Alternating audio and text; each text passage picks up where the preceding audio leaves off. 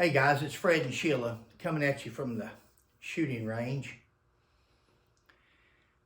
Guys, we just put a video out a couple of days ago. It's been a while back on fredmccoy.com. We put it out the day that it happened, the day that the church shooting took place in Lexington, Kentucky.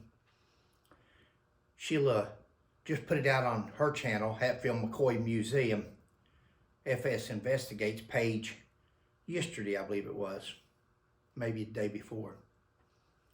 Guys, there's been two more instances where somebody packing a gun may have saved their lives or at least kept them from taking a beat down or being seriously injured.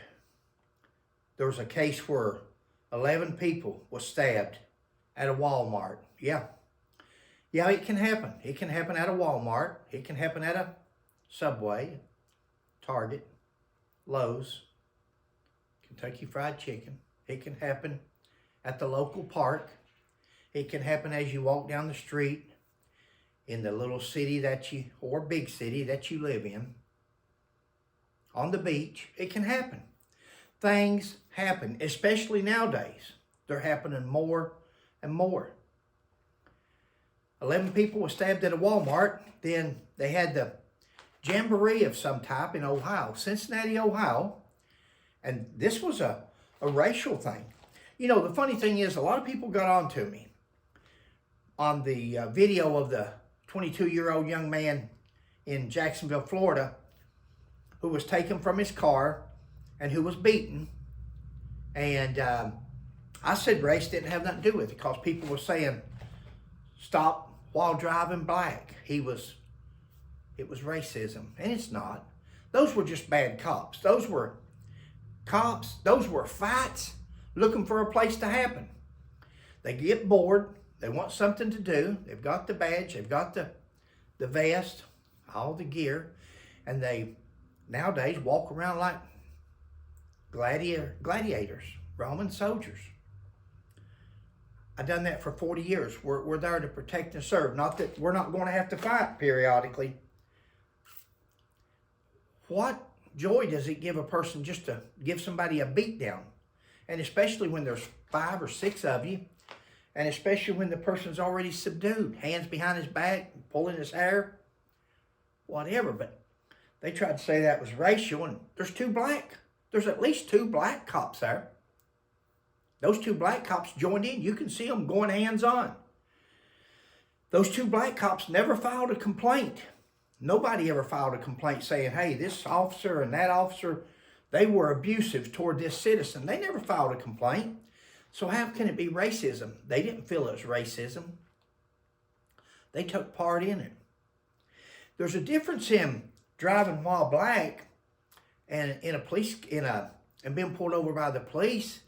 I don't think that happens. I think that's just bad cops with bad morals, looking to beat somebody up, looking for some action, and whatever comes their way. And if it don't come their way, sometimes they bring it their way. The incident in Cincinnati, Ohio is without a doubt. Somebody said, talking about how it's just always one race. If you was this race, you wouldn't be saying that. Well, I'm this race. I'm white, and I just seen a bunch of white people get beat up in Ohio. Now, does that make me hate all black people? Does that mean that all black people are racist? No more than it means that all white people are racist when you see something go on the other way. There's people out here that served in the military with blacks and whites that joined together, slept in the same room together, barracks together, run around together. They don't look at that color. If he's ever in the military, there's only one color probably in that, especially the Marines, and that's green. Everybody's green in the Marine Corps. But I will tell you what I saw on the little bit of video that I have seen. I seen abuse. I seen several men. Forget the color. Forget the colors. I seen several, 4 or 5 men jumping on one guy, kicking him, punching him, abusing him. Not police officers. These are civilians on civilians, the general public on each other. What has happened to us? And then I see women fighting, and I see a man hit this woman at least twice and knock her clean out. It's not hard to knock a woman out. It's not hard to knock anybody out if they're not used to being punched. If they're not used to being in a ring or taking punches, because it startles the brain. They're not used to that. That's why a boxer and martial artist, people can take punches better than other people because they take punches sparring. That's why you spar, to get better. If you want to get good at something, practice it. The more you practice it, from shooting to bow and arrows to throwing knives, to the more you practice anything, the better you're going to get. Same in fighting. Woman took 2 punches that would probably knock out a man, to be honest, but it definitely knocked her out, and she fell back and hit her head on the hardtop. Now, some of you might ask, would that justify deadly force? Would that justify? See, there's an old saying, I would rather be tried by 12 than carried by 6. And I think in that instance, that's probably where that saying is going to come up, because had those people had protection, they wouldn't have had to taken that abuse. Not that they would have had to used it, but they would have had it to come out and said, hey, stop. Somebody call the police. They didn't have it. And like Sheila's always said, it's better to have it and not need it than to need it and not have it. Had those people had it, they would have probably never needed it. And if they did need it, that doesn't mean that they had to use it.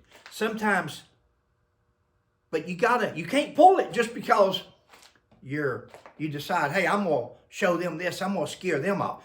Never pull a firearm unless you're justified and you intend on using it. Guys, be smart. If you don't take nothing else away from this video, be smart.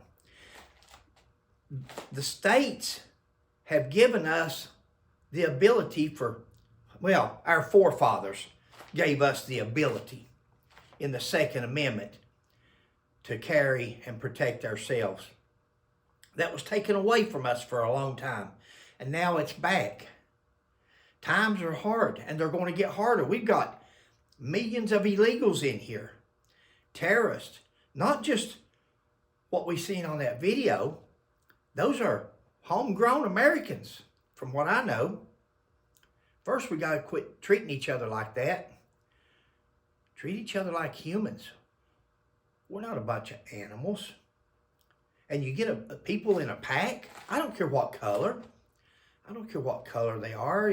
Crips, Bloods, outlaws, Hell's Angels, pagans, it don't matter. You get these people in a pack against somebody else, and you're fighting a pack. Start carrying. If you're smart, you'll start carrying. You'll go, if you don't own one already, you'll go buy a gun that you're comfortable with. Go to a gun shop, a gun store that has an indoor shooting range, and tell them you want to try different guns. And if it's a revolver, if it's a 22 or a 44, don't be silly and get a 44, but get a caliber and a grip and a handle and a frame of a gun that you will carry. That's not so big that you won't carry it, or so little that you don't feel comfortable in using it, that you don't think it will do the job. So there's a medium in there. Get you a gun that you feel comfortable in shooting, revolver, semi-automatic, a caliber that doesn't have as much recoil that you like. If you can handle the recoil, take the recoil. You all can turn this video off by now, probably some of you, but don't wait till it happens to you and then look back and say, wow, I wish instead of my wife stretched out on the ground, or my girlfriend, or my sister, or my brother. I wish instead of that happening, I wish I would have been carrying where I could have put a stop to this early on. I don't want to get into the legalities. You know, carrying a gun is not just about the law. There's laws that pertain to carrying guns. There's permits that you can get to carry guns across state lines and different things.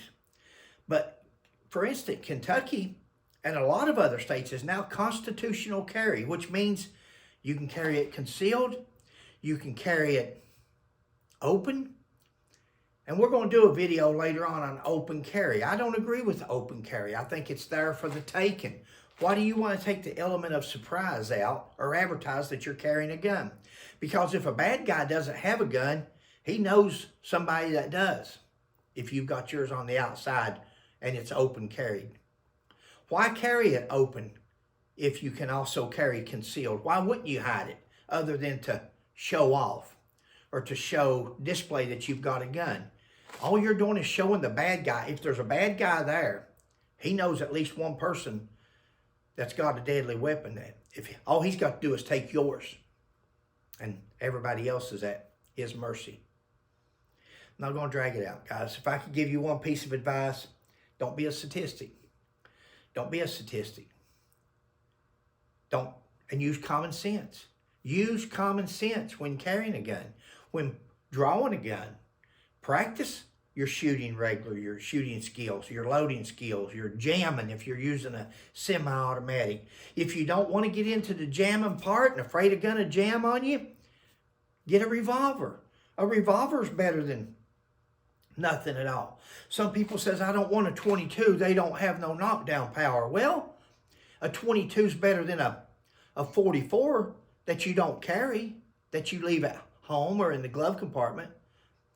A 5-shot 22 is better than a 2-shot Derringer. But a 2-shot Derringer is better than nothing at all. Common sense, guys. Protect yourself. Protect your family. If it comes down to it and a jury and a judge has to decide it for you, it's better than laying there dying on the street or dead on the street. I don't know. I haven't heard the condition of that lady. I know I saw a photo on Facebook where a woman's laying there, eyes are back in her head. Looks like she's dead. Now, somebody